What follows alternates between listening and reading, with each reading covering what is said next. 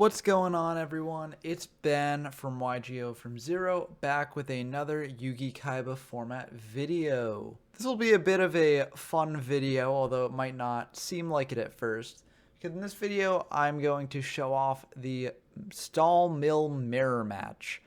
And that may sound terrible, but the duels I'm about to show off are some of the craziest that I've played in the format.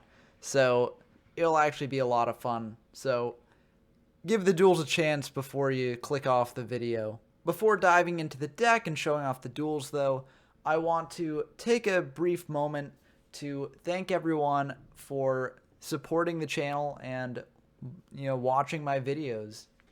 I had a video reach over 1,000 views for the first time on my channel the other day, and as a small and still pretty new YouTuber, like that's incredible to me. So I want to thank everyone watching these and enjoying these, and if you like what you see, like, subscribe. It'll help out the channel even more. But I just want to thank everyone for supporting me because it really means a lot to me. But anyways, you're not here for that. You're here to see some duels. But before we get to the duels, let me just quickly break down this deck in case you didn't see my past videos on Stall Mill. So the purpose of Stall Mill is basically to make your opponent deck out. So force them to run out of cards in their deck, and at that point, if they have to draw another card and they can't, they lose by deck out. And the way that this deck attempts to do that is by just stalling out the opponent, preventing the opponent from attacking in and dealing enough damage to reduce your life points to 0. In order to accomplish that, this deck is playing 3 copies of every level 4 or lower 2k defender. So we've got Giant Soldier of Stone, Aquamador, Spirit of the Harp, Mystical Elf.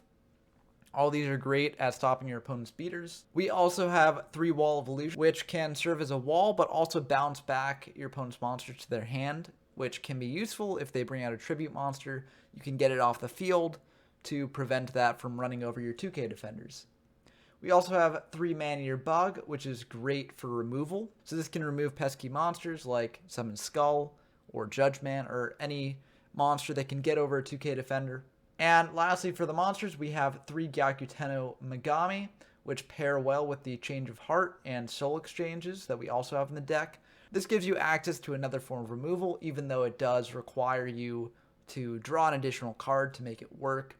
Generally, you don't really care about bricking on it, because as long as you can establish a decent enough defense early on, then you can bide your time because you're not actively trying to progress your board state. You're just trying to respond to when your opponent clears away your board state. And for the spells, we of course have the Change of Heart and Soul Exchanges that I just mentioned. We also have the other limited spell cards, Dark Hole, Monster Reborn, Pot of Greed, Raigeki, all extremely good. We also have 2 Swords Revealing Light, which are great at stalling out your opponent just a bit longer. We have 3 Fisher, which serves as more removal. And we have 2 copies of Card Destruction. Now, I've mentioned in the past that I think that this sort of is a flexible ratio. You definitely don't have to play 2. You can play less than 2. You can potentially even play none. The deck is that good at potentially just like stalling out your opponent. But I think that you should definitely play at least 1 just in case you brick. And it can also be useful in the mirror match, because if you're playing the Stall Mill mirror match and your opponent has more cards in deck than you do, and you don't have any card destructions, then you just lose, basically. So this can be a useful card, and I've shown off a variant of this deck that only plays 1 copy of card destruction in previous videos, so check those out if you want to see what 1 copy of card destruction looks like in this deck. For the traps, we have 3 Trap Holes, which is great removal. We have 3 Waboku, which can protect both your monsters and your life points. And we have 3 Ultimate Offering, which is great at letting you bring out a defender on your opponent's turn. Now, of course, just like the Yakutenos and Change of Heart and Soul Exchanges, this card can brick. If you draw multiple copies of it, then those extra copies aren't really going to be useful in general, because it's unlikely that your opponent starts out with trap removal in their main deck. However, as I mentioned for the Gyakuteno Megamis and Change of Heart and Soul Exchanges, you don't really care if you brick on these later in the game, because you just want to establish a board state early on. And if you can maintain that board state, you don't really care about having extraneous cards. And oftentimes, you'll see in some duels that, like, we'll have 7 cards in hand and have to discard at the end of the turn just because we have no other cards that we want to play. So this can at least be free discard fodder in those cases if you draw an extra copy. And for the side deck, we have a sort of smokescreen side into a bit more soul control or just like standard aggro. So we have 3 Lodge In, 3 Neo, 3 Battle Ox, just the premier beaters of the format, 3 Summon Skull to replace our Gyakuten no Megamis with, and 3 Reinforcements to get a bit more aggressive. But with that all out of the way, let's jump into the duels. Okay, we've got a duel here against DK0YK, who, if you'll remember some of the previous videos when I was using the just standard stall mill build, that was their actual stall mill build. So they are, a big stall mill player in the format, very good at using the deck. So naturally, this is going to be a stall mill mirror, and it should be pretty interesting. So let's see how that goes. And it looks like they're on 43 cards and we're on 44. So that gives us a bit of an inherent advantage in the matchup already. But as you'll see, their stall mill deck is also a bit different than what you'll typically see. They're experimenting a bit. So that'll be something to look forward to in the matches to see exactly what they're up to. But they won the die roll. So they're actually going to do something that's kind of unprecedented in the format, which is they're going to choose to go second and not go first. And the reason for that is this way we're drawing the extra card. So we're one step closer to decking out potentially. So normally in this format, you always want to go first. But this mirror match is basically the only case in which you'd want to go second. And you can generally see that it would be this mirror match if the decks are playing more than 40 cards, basically. So, a bit of an interesting thing there. This is a very good hand, though. Ultimate Offering plus a bunch of defenders is very nice. But against, like, the mirror match, it might not be the best. Oh, I also want to give a warning here. I play this first game terribly because I have no idea what to do in the mirror match. So, apologies for the grievous misplays. Luckily, this is not one of them, but you'll start to see me make some terrible misplays later on. They reveal that they have a Pot of Greed in hand, and they're not going to use it because we don't want to deck out. Neither player wants to deck out. So that's just a sort of funny thing there. Trap Hole is okay, I guess. It's not the best. We're going to try and go on the aggressive here, which I think we're thinking like, our life points don't really matter, so we don't really care. And if this is a man-eater, at least we can pop it. And it's a Wall of Illusion, so we will lose for 550, yeah, and it will get bounced back to hand. We'll set the Trap Hole because if they want to go aggressive, they'll summon out a monster. So we want to play around that a bit, but they're just going to leave it as is. Pass back to us. And we'll set another pass back to them. They'll set another pass back to us. We'll flip up Wall. We'll summon out Giant Soldier. And we're just going to get super aggressive here. We're just going to clear their board with Raigeki and try and get in for damage. Because we are basically like, we don't want to play the stall mill game against a stall mill deck. We want to actually try and just finish them off quickly in case they can't do anything about that. They do have Wolboku, so they will use that. And now our Raigeki's gone, so we don't have any other forms of removal. I think this was a bit of a mistake using the Raigeki this early. But, what can you do? We'll flip up Mystical Elf, and we'll try and attack just in case it's a man-eater, It's not a man-eater, so we will get punished for that. We'll set another pass back to them. They're going to Swords and pass back to us. We have a Swords of our own, but we don't feel the need to activate it yet. They're going to set another pass back to us. They're going to set another pass back to us.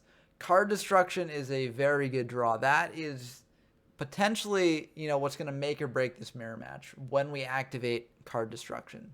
Because if we can activate it at a time when they have a lot of cards in hand and we have very few, that could just be the difference between winning and losing. So we're going to switch all our monsters to defense and just pass back to them after setting the card destruction, because we don't want them to fire a card destruction and then cause us to discard our, potentially one of our only ways to actually close out the game against them. Worst comes to worst, if we want to clear up a spell or trap card zone, we can always activate a Woboku, because it's unlikely that the game will come down to damage. They're going to set one, pass back to us. We are going to try and attack in here. And I think this is a big misplay on my part. I have 5 cards in the back row and an extra Woboku in hand. So there isn't really a risk to just like activating Woboku here and then replacing it with a Woboku from hand. And this could potentially save me like 1,700 points of damage, which is non-negligible. So I think I should have just done that. I don't though, so I take 17 here. And I unfortunately just have to pass. They're going to set one, pass back to us. Now that I have another Woboku, this sort of just goes to show that I really should have done that, I think. But they're going to draw, set one, pass back to us. We have Maneater, which is very nice. We're going to set the Maneater, pass back to them. They're going to set another, pass back to us. And we draw another Swords. We've got a completely clogged back row, so we're going to activate the Swords now, because at least this way we'll be able to vacate this spot in 3 turns. So we'll activate it. They're going to flip up a Hane.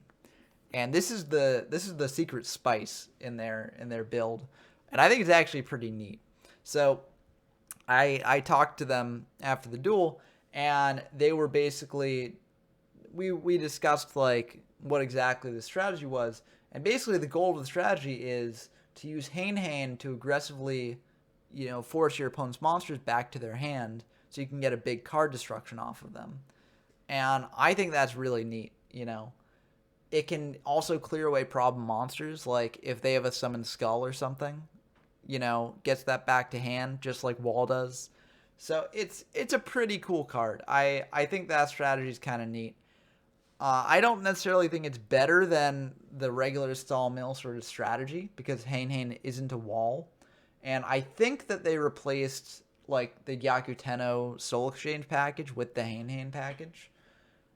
But, I think it's an option that you can go, and it's an interesting option that I don't think's been explored that much. So I think that's really neat. Since we have a normal summoner set this turn, we'll just set, the monster they bounce right back, pass back to them. And, this is their first turn on their sword. They're just going to Fisher away an elf, set one, and then they're going to card destruction. And that's going to be a very, sort of game-changing card destruction for them here, because we're going to draw a lot deeper into our deck than they will. So we're going to go down to, when we start this turn, we're going to go down to 20 cards in deck. And they're going to be at 24. So that's a pretty big hurdle to climb. And if they've got another card destruction coming, then we don't want to have this many cards in hand. It could be really rough for us. So we're going to pass turn just so we can discard the Pot of Greed for hand size. We have no real way of using it, or the Ultimate Offering for that matter, in a profitable way. So we might as well just discard it for cost.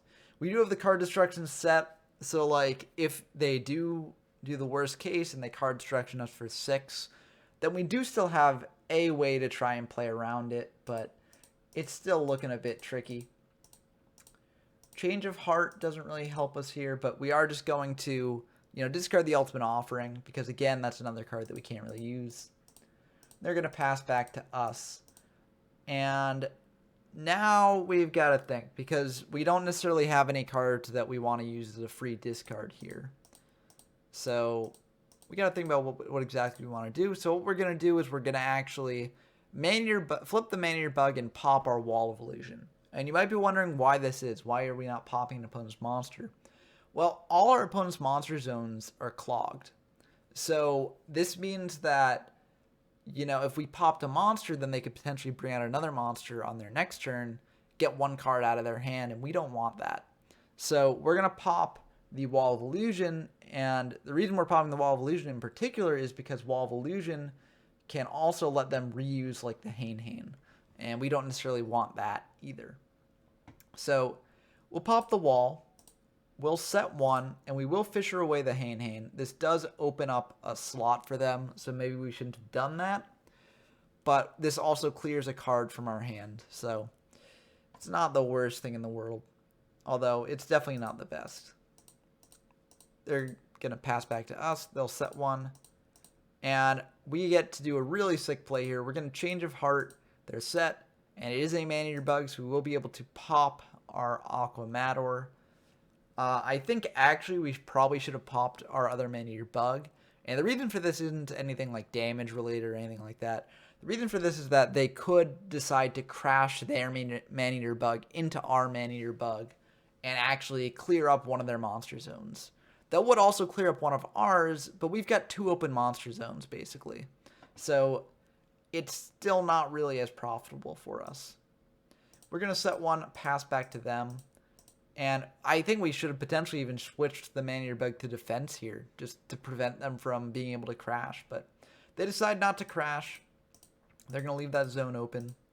And instead of electing to use the Soul Exchange here to bring out the Gyakuteno, we're just going to tribute off one of our own monsters to do it. Which I think is a very smart play on our part, because again, we don't want to open up monster zones for them. We want to get them to have as much cards in hand as possible so we can get a sweet card destruction off of them. So I think we should have switched the Man-Eater to defense. I think leaving an attack is just bad for us. But it's not mattering, so it's not the worst thing in the world. We're going to activate Soul Exchange here. And as a note, Soul Exchange just says, you know, target one monster your opponent controls. This turn, if you tribute a monster, you must tribute that target as if you controlled it. It doesn't say that you have to immediately tribute the monster.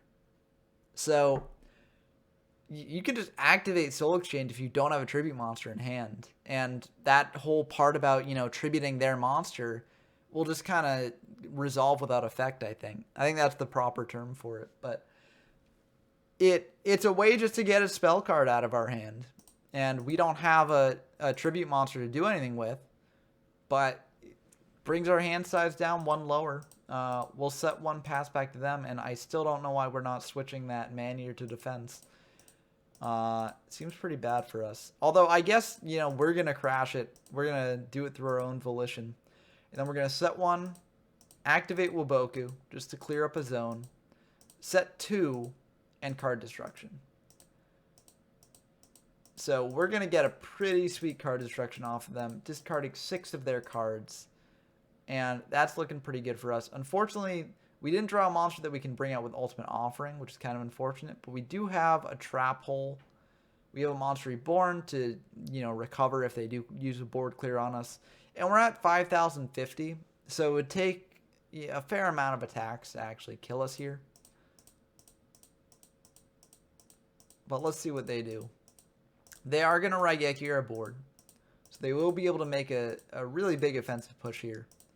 And they are going to make that offensive push. So that's 4,100 damage here, which is a lot, which is kind of unfortunate. But Man-Eater Bug is an okay draw. What we can do here, we can reborn a defender, which I think would be very good. And we will reborn... Oh, I guess we're reborning it in attack. I guess nothing can get over it in attack anyways. And at least this way we get to clear one of their monsters. So I like that play. And then we're just going to set it. We're going to tribute set it for one of our own. I think we honestly could have just set the Man-Eater. But I guess the idea is we can bring out the Man-Eater off of an Ultimate Offering when we can't do that with a Gyakuteno. So I actually like this because it protects around Fisher, protects around Trap Hole, and it gives us a defender. So I think it's a pretty good play. Unfortunately, they do have Change of Heart here. And so even though we can bring out this Man-Eater Bug to protect ourselves a little, that paying the 500 to bring it out will actually prevent us from surviving a Mystical Elf attack. And we don't have any Wabokus left. So that will actually cost us the game. And if you'll notice, the 1700 that we took when we didn't activate the Wuboku when attacking their defense position monsters actually did come back to bite us. Because if we had had that amount left, it could have been a different game. It might not have been. They did have a reborn, so they would have been able to revive a monster with 1800. But we could have always man-eater bugged to hit the monster with 1800. No, that would still be, there'd still be 2000 damage on board. So actually that wouldn't have actually mattered if they wanted to go all in. And they knew that we had used up all 3 Wuboku, so yeah, I don't think it would have actually mattered then. But I think it would have been good to do anyways. Or we just should have not gone aggressive since we did have the edge in terms of the amount of cards in our deck. But again, stall mill mirror matches are weird. And this was my first time ever playing one. So I definitely played pretty badly in game 1. But let's see what happens in game 2. So we do have the option to go into a bit of an aggressive strategy here. However, we're going to choose not to. And the reason for this is, as I said, we do have the edge in number of cards in our deck. We can force our opponent to go first here, reducing them down by 1 card even further. And, you know, I think that we have a good matchup if they side into aggro as well, if we just keep it at stall. Because they're probably not siding any stall hate. So I think our stall deck can do very well in those sorts of situations. So we decide to keep the deck as is, and I'm pretty sure we don't swap in anything. So we're going to keep it as is, and we are going to have them go first because this does, you know, draw them into 1 card deeper. It can backfire on us if they just activate a card destruction right now. We would be in really bad waters because we'd draw 5 cards deeper into our deck and they could have potentially set a lot from their hand and gotten the edge on us that way. And also we would have lost our card destruction, lost our Raigeki, lost our Wuboku even if they go aggressive. So it's a bit of a risk letting them go first, but I think it was well worth it. And they set 4, but they don't have a card destruction. So luckily we dodged that bullet. We're just going to set 4 of our own and pass back to them. We're just setting a defender, and then, you know, we want to keep the card destruction, we want to keep the Raigeki, so it's better just to set them, you know, play around card destruction a bit. They're going to set another, pass back to us. We're just going to set another and pass back to them. They're going to set 1, flip up a wall, attack into our new set. It's just the defender, so they're going to take 1,000 there. We have a wall of our own, and we are just going to attack into their wall. Hopefully, and they do use reinforcements here, but honestly, that's part of what we were hoping, because this will prevent them from having reinforcements for later on if they are playing aggressive, which, you know, if they're siding in reinforcements, they're likely playing a more aggressive strategy. So this will cause them to lose one of those, enable our defenders to be a bit more defensive against their offensive pushes. So this is a good outcome for us. And if they didn't have the reinforcements, we would have gotten the giant soldier back to hand and just reset it. So that wasn't even a bad option for us either. So we will lose the giant soldier, but we can just set a man-eater and pass back to them. They're going to bring out a giant soldier of their own, attack into the man-eater, and we're just going to pop their set. You know, if it's a man-eater of their own, we don't want them to actually manage to pull that off. It's just a Hain, which, again, you know, that's a way to clear one of our defenders temporarily. So glad that we hit that. And they're just going to attack into our Spirit of the Harp and take 1,000. And we can just set a wall of our own. They'll set another monster. And we'll bring out an Aquamador, trying to do the same play that we did with the giant soldier against their wall. But they will just trap hole that, which we don't really mind too much. We're just going to pass back to them. We're definitely not activating Pot of Greed because we don't want to, you know, getting 2 additional cards would be nice, but this would deplete our deck size a bit too much. They're going to set another pass back to us. We're going to flip up the wall. And we are going to fire Raigeki here, clearing away 4 of their monsters, including 2 Hain-Hains. So now all their Hain-Hains are gone. So that's pretty nice. And we will be able to get in for 1,800 here, which, you know, isn't the most damage, but they're already 2,000 damage down. So that's pretty good. And we do have a Woboku. We do have a Fisher for if they bring out a monster. So we're feeling pretty good about this. They're just going to remove from play all 3 Hain-Hains to be like, wow, all 3 Hain-Hains are gone. And we're just going to pass back to them. I think we could have set the Ultimate Offering because it's a good card to just set. And this way it wouldn't be able to be card destructioned out of our hand. But I guess we're not going to do that for some reason. We're going to activate Swords. We're going to pot here. And you might be wondering, why are you potting? You just said that Pot of Greeting is not that good. Well, the reason we're doing Pot of Greed is because we have a Fishers already on the field. So if we bring out another monster and Fisher away their Aquamador, we could get in for potentially a lot of damage. And this game actually could end up being decided by damage instead of, you know, just milling out the opponent. So we are just going to try digging for a monster. Unfortunately, we don't get one. So we are just going to Fisher away their Aquamador and get in for 18. We could have Change of Hearted their Aquamador and then just Fishered it the next turn. You know, that might have actually been better, but I think we're saving this for the Gyakutenos in deck. Because if we draw a Gyakuteno, we want to be able to use it and also clear one of their monsters. So I think that's why. We're going to set those 2 and pass back to them, and they will double Fisher our board. Kind of unfortunate, but nothing we can do about that. We draw a second Ultimate Offering, and we don't have any room to set it, so kind of unfortunate. They're going to set another, pass back to us, reinforce. Oh, I guess we sided in our reinforcements. I'm curious why, because I don't think we sided in too many aggro cards. Oh, that's weird. Maybe we sided in some skulls instead of Gyakutenos. I don't know. We'll find out. I should have taken better notes on that. I apologize. Nope, there's a Gyakuteno, so that's clearly not the case.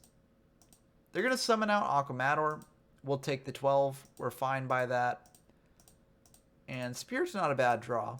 We're going to Change of Heart their monster and just get in for 12. And then we're going to Tribute set Gyakuteno, pass back to them. They're going to Change of Heart our monster, flip it up, try and attack in. We will just, you know, Ultimate Offering here, set a Spirit. They're not going to even attack into it because if it's a bug, you know, they don't want to lose the value. They're going to set one of their own, pass back to us. Maneater Bug is kind of nice, so we'll set that, pass back to them. They're going to flip up Skull. We don't have a trap hole or anything. And they're going to attack into our monster. We're just going to Woboku here because we potentially have game next turn. Because if they don't have like a Fisher here to clear this or like anything to clear the bug, then what we do is we just flip up the bug next turn, pop their Summon Skull, switch both monsters to attack, and just attack in for 1250. And that will be the game. So Spirit of the Harp will get flipped up. They're just going to set one, pass back to us, and we draw a Giant Soldier of Stone. In hindsight, I actually think... So, okay, I think what I probably did is I sided in the reinforcements for the trap holes. And here's why. So, I didn't actually side in the reinforcements to be aggressive. I sided in the reinforcements because they are easily activated. Trap Hole is not very easily activated, especially against a Stall Mill deck that might not be summoning any monsters with over 1,000 attack. Reinforcements, on the other hand, can be used just to target any face-up monster on the field, and then after doing that, just goes to the graveyard. So that's very easy to fulfill, and it's just a good way to clear out your back row when you need it. So I think that's why I brought in the reinforcements. Yeah, I'm pretty sure that's 100% what I swapped in. And I think that's a good play against the mirror because the trap holes will not get as much use unless they side into an aggressive strategy, which I still think we're favored for. We're going to flip up the bug, and we are going to pop their set because we do have a Fisher to clear the Summon Skull. And we will just go for game here. And let's see if it connects. Unfortunately, they have a Woboku, but, you know, that's not the worst. We've got card destruction at the very worst if we want to try drawing into something new next turn. We've got Giant Soldier, which can just attack in for lethal if they don't bring out any monsters next turn. But, I mean, I don't think we're going to get in for lethal next turn. It's just, we got them to use up another Woboku, which is nice, especially when they're down to such low life points. They're going to Soul Exchange the Spirit, set 1, pass back to us. And that Reborn is the game there, because we can summon our Giant Soldier, Reborn back their Summon Skull, and that will be able to get over whatever they set, and we can attack in for lethal with the Giant Soldier. So, shockingly, we managed to win a game by depleting our opponent's life points to 0 after not even siding in aggressively. You know, we sided in reinforcements, but that wasn't for an aggressive strategy. That was for, okay, we need to clear our back row, and this is an easy way to do it. So, I think that's kind of wild. Oh, they revealed that they had card destruction in hand, too. But our hand was kept low enough that it didn't matter, you know. We didn't even activate our card destruction because there was no real reason to at any point. So, that was, you know, a very, very much not how you expect a mirror to go in game 2 or just in general. So, we feel pretty good about that. And again, we keep the deck the same. I think we do keep the reinforcements in, although we see that they are potentially on a more aggressive strategy, so we could side in the trap holes, but I think the reinforcements are the way to go. Just enable you to clear up back row slots. It's very good, especially if they, you know, if they decide to switch back to just pure stall, then the reinforcements will definitely come in handy there. But we're going into game 3 now. Let's see how this one goes. And we have a very good hand again. We're going first again because they want to force us to draw deeper, 1 card deeper into our deck, of course. We're just going to set 3. That was a mistake. I accidentally clicked discard. But, you know, that happens when you're playing on a manual simulator like Dueling Book. And generally people are like, okay, that's fine, you know. It's not a big deal. Of course, there'll be some people who are, you know, sticklers about it, but those people are few and far between. So, in general, it's fine. Our opponent's going to set 5, which is wild, and then Soul Exchange our monster and pass back to us. They're saying, card destructing me now, because, you know, I'm fine. I got no cards in hand. Luckily, we have the Man-Eater that will be able to deal with whatever they set. So we're feeling pretty good about that. We'll set it and a reinforcements just to keep our hand size low. They're going to flip up the Summon Skull, attack into our Bug. Bug will pop it, and we'll pass back to them. Reborn's pretty good. We're going to Reborn their Summon Skull after summoning out Mystical Elf.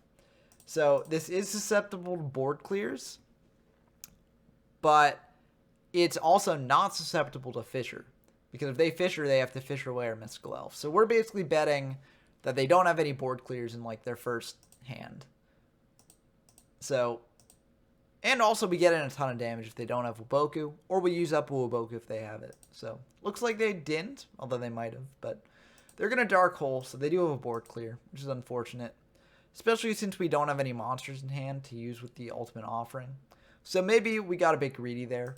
But I think that's fine. They're going to attack in with a Neo. Pass back to us. That Ultimate Offering is not good. But at least we have the Fissure to deal with the Neo. They're going to set 1, pass back to us. Raigeki is not a bad draw. We can set that. And we're pretty confident that that's probably a bug. Because if it wasn't a bug, they could have just summoned it out and attacked. It could be a Mystical Elf or like a Spirit of the Harp.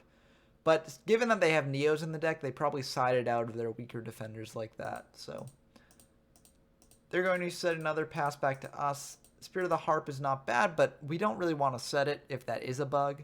And we also have Ultimate Offering on the field, so we'll be able to bring it out during their battle phase if we need to.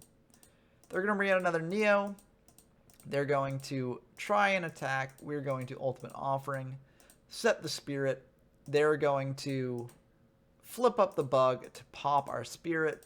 Kind of unfortunate, but happens. And they'll pass back to us. They're just going to try attacking him with the Neo. Again, we're just going to bring out the other defender that we just drew. And they're going to try attacking into that. And it looks like they don't have reinforcements, which is very nice. Pass back to us. And I guess we sided in some Lodgins. That's interesting. I wonder what we swapped out for that. Maybe we might have swapped out the Walls of Illusion. I don't know. That's strange. I didn't think that we had sided into those. Maybe because we saw that they were on a more aggro strategy, and maybe it's because we won last game through damage. So we were like, if we can do it again, you know, Lodgin will be very useful for that. I don't know. That's weird. They're gonna trap hole the Lodgin. We could have brought it out with the Ultimate Offering, but that's just going down a bit too far in life points for my taste. And you know, I'm feeling okay with what we've got. We can always Raigeki their board away if we're really worried they'll get through for a ton of damage. And we will Raigeki their board away because, I mean, they don't have many monsters, it seems, right now. So we might as well clear their board, try attacking in for a bit of damage, and then pass back to them. They're going to set one, pass back to us, and we're just going to attack in for more, you know. They're actually going to Waboku that, which kind of shows that they're getting pretty desperate. We're going to set the Soul Exchange, pass back to them. And they will card Destruction, which makes me very glad that we set the Soul Exchange. They just discard a useless trap hole, but I think they're just digging for something good here. And they do draw a monster, which is nice. We draw another Aqua Mator. So, this is interesting. We could bring out the Aqua Mator and go aggressive. We could just switch our Aqua Mator to defense. Or we could just Change of Heart their monster on. I think changing of hearting their monster is probably the best play because it potentially lets us get in for lethal damage if we summon out our other Aqua Mator successfully. So we are going to summon out our Aqua Mator. It will unfortunately get trap hold. We will Change of Heart their monster. It's a bug, so we'll just use it to destroy itself. And we will be able to attack in for 12 with the Aqua Mator. We've gotten them down to 2,000. We've got 2 reinforcements to protect our Aqua Mator from any offensive monster that they can bring out. We're feeling not bad. They're going to card Destruction again because they really need something that they can do this with. And they draw a Fissure, so they do manage to draw the out to our Aqua Mator. Gyakuteno just, no, that's not the draw we wanted. We won't be able to do anything with that. But luckily they don't have any monsters to capitalize on it with. We will be able to bring out the Giant Soldier. And we don't do the Ultimate Offering shenanigans here. Because if they do have a trap hole, we can just chain Ultimate Offering to it to summon out the Gyakuteno. And that would, you know, they've used up... Oh, they actually used up all 3 trap holes. So we don't even need to worry about that. But that would be a way to dodge trap hole. So... But anyways, we're just going to try and get in for lethal. They are going to Waboku that, unfortunately, so we won't be able to. But we've got a monster on board that threatens lethal next turn if they can't clear it. So feeling pretty good about that. Pass back to them. They're forced to Raigeki our Giant Soldier. They don't have any other way around it. So that's pretty bad for them, but pretty good for us. We're just going to hold on to the swords because I don't see any way that they can actually kill us next turn. They are going to bring in a Lodge in. And they will be able to get in for some damage here, which is unfortunate. But we do have the Soul Exchange, so we'll be able to just tribute set Gyakuteno, set a Waboku, just in case, and pass back to them. They're going to reborn the Summon Skull, which is a bit unfortunate for us. And they are going to change... Oh, they're going to Change of Heart this. So that actually is kind of nice for us because this is a much easier Waboku to fire off here. And we draw another Soul Exchange, which doesn't help us now. So we are just going to activate Swords, switch Gyakuteno to defense, pass back to them. They're going to set one, pass back to us. and we will try and attack into their set because we do have reinforcements to clear it potentially. It is a Hane, so we'll be able to get that back to hand. But honestly, that's pretty good for us because we do have the Soul Exchange. So we will be able to Soul Exchange their set to bring out our Gyakuteno. And then we've got the Fisher to deal with the Skull next turn. Unfortunately, the Fisher won't be able to deal with the Skull because they brought up the Lodgin. So it was a bit greedy of us to hold the Fisher, I guess. I think we should have just fired it. But nothing we can do about that now. We're just going to flip up Gyakuteno, attack in to the Lodgin. They'll activate reinforcements. We'll activate double reinforcements to drop them down by 500. Fisher away their Lodgin. And, you know, their Reborn's gone. They've got to draw just one card that can enable them to get over Gyakuteno. I mean, a defender would help. A defender would be very good for them. So actually, there's the argument that we should have just, you know, used one reinforcements, crashed with the Lodgin, because we've got other monsters to attack in next turn. And that reinforcements could have been used for later if we do have more Lodgins in our deck to get over their defenders. But, you know, they're down to one card. I'm really not too worried. We're going to bring out a Mystical Elf just to play around Fisher and pass back to them. They drew reinforcements, and that's going to be the end of the game. So that was a pretty wild Stall Milmir, you know. I think people expect Stall Milmirs to be very, very slow, just, you know, glacially paced and just miserable in general. And to be fair, game one had the potential to be very, very slow and glacially paced if I had played it correctly. I don't think it was correct for me to just go aggro that early. And I did get punished for it. But games 2 and 3, you know, they really surprised me because they were a lot more aggressive than I thought. You know, sure, in game 2, we decided into the reinforcements because we needed a way to clear our back row potentially. But it was a useful aggressive tool, even if we didn't use it in game 2. And we did win through aggression in game 2. And we did also win through aggression in game 3. And we actually, you know, used the reinforcements aggressively to win the game. Couple that with the Lodgins that we brought in, and our opponent basically going full aggro with the summoned Skulls and the Lodgins and the Neos. And these were a lot more interesting than I thought. You know, a lot more fast-paced than I thought. I mean, look at the deck sizes, 18 and 20. You know, and the game's already over. In a normal Stall Mill match, that would be halfway through the game. So it's kind of wild to see two decks that are usually just very, very slow, just get very quick against each other. And these decks, after siding, I think, would not have a decent matchup against a regular, you know, aggro deck. But against, like, the mirrored sort of nerfed aggro deck, like, it's actually an interesting matchup. So I thought these games were really fun and really enjoyable, and I hope that you all enjoyed them as well. Now that I've covered the Stall Mill Mirror, and I've covered a fair amount of stall games on the channel, my next video is going to be diving into a bit more of the jank decks of the format.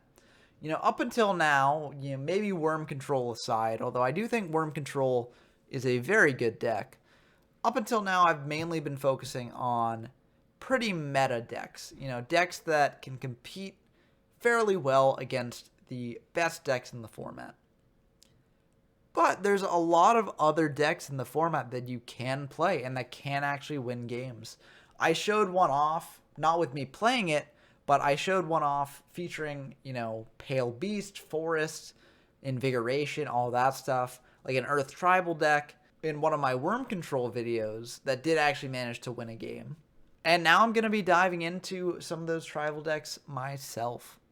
So there's a lot of varieties of them. I'm actually not going to show off a duel video for my next video. My next video, I think, will just be going through all the different tribal options you can play, because there are a lot and each one has its own pros and cons. But until then, I've been Ben from YGO from Zero, and I'm signing off.